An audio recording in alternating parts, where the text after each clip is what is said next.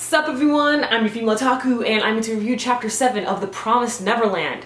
This is getting so interesting. I love how we just get little bits and pieces of information or just some sort of clue or hint as to figuring out the mystery of how to escape and what is going on. How is the world like?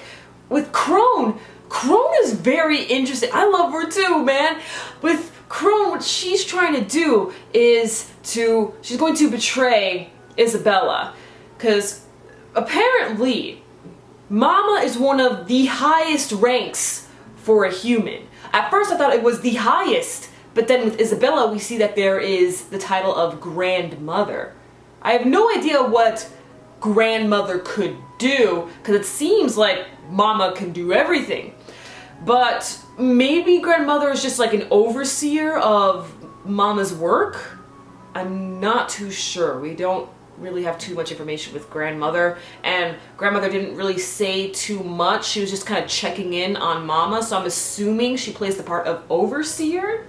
I don't really know. But back with Crone is going to find the two children and then report it to the demons so that Isabella will get kicked out and then Crone will be safe and have the highest position as Mama.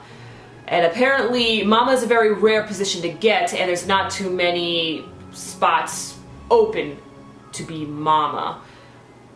So, man, there must not be too many farms out there.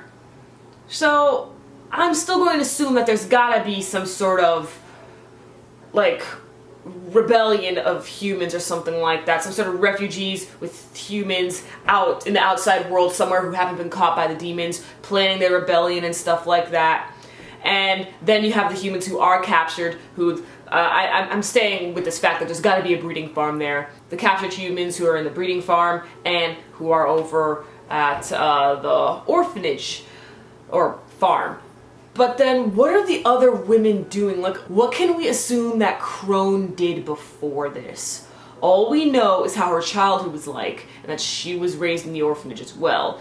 And she was able to graduate from the orphanage and then move on from there. We don't know what she did before this, but what she's in right now, playing the part as helper/sister, is definitely a lot better than what she had before.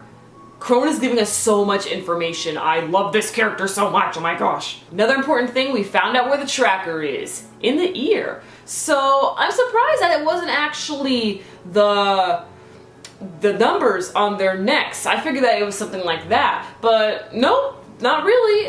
There was a needle injected into their ears, and Emma thought about this, and good for her to be able to analyze, observe, and to ultimately deduct where the enemy would put the tracker. And she thought about this because she's all like, well, I'm sure the demons wouldn't want to eat a tracker in their high quality goods, so where would they put it that could be easily removed? The ear! Ah, man. The hard part is removing it. I don't think they're gonna get away with chopping off their ears. The demons were brought up a lot more in this chapter than usual. We actually saw a scene with the demons at the end of the chapter, but both Ray Norman and Crone, they brought up the fact of reporting to the demons. Of course, Ray Norman don't want to be reported to the demons. Otherwise, you know, they won't be able to escape at all. Everything's ruined. And Crone wants everything to be ruined so that she can take position as Mama. So we're in quite a pickle at the moment. It's gonna be very tough. Let's see how good Crone is at her deducting skills. I mean, she has to have some sort of skill if she was able to graduate and not be eaten by the demons. And one other thing, some people assume, or some people were thinking last week that maybe the way to graduate and not be eaten is to be a woman, a smart woman, just like with Crone and with Isabella.